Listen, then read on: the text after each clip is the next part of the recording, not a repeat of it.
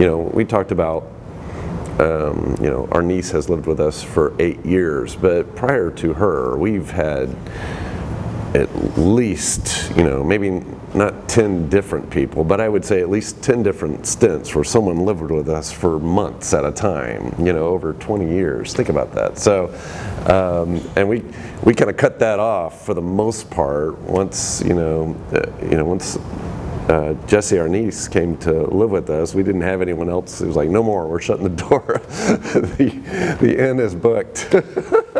Go stay in the manger.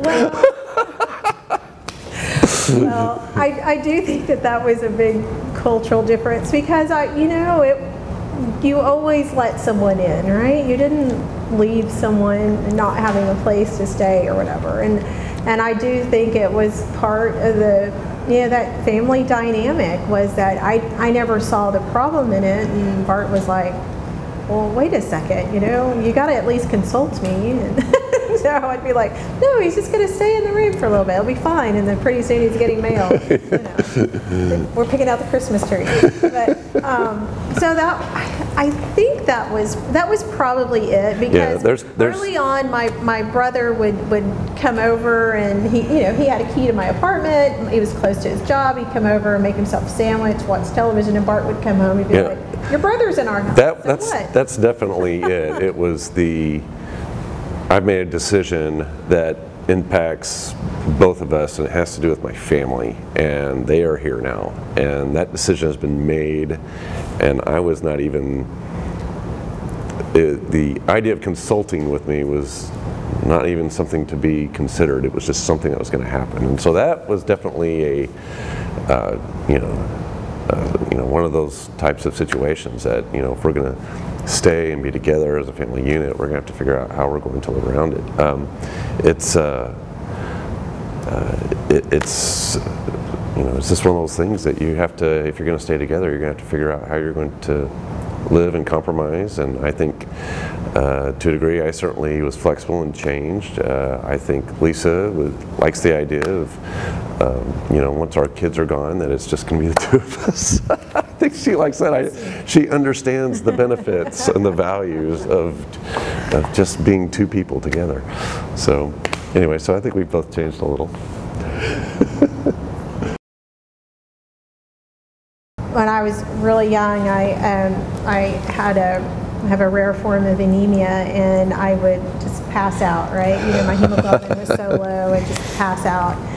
And so this was back before, everybody had cell phones and everything. And so I was at work just right downtown here, and I passed out at work, and they took me to the hospital, and my sister had gotten she had been in a training seminar, and so she was my emergency contact at her office. So she had all these voicemails from the hospital about me being there.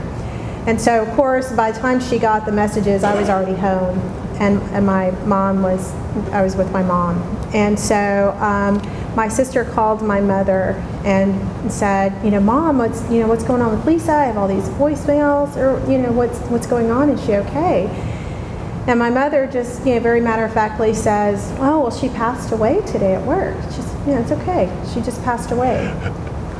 And my sister is talking to her, and she's like, Mom, do you know what you're saying? And she said, yeah, she just passed away. Everything's fine. And she finally, this long pause, and my sister says, Mom, is Lisa dead? She said, no, she just passed away at work. She's fine. There's nothing wrong. She's like, can I talk to her?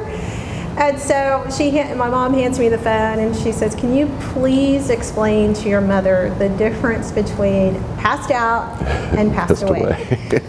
And so I think that when we talk about even language in my own family together, that there are a lot of things that get lost in translation.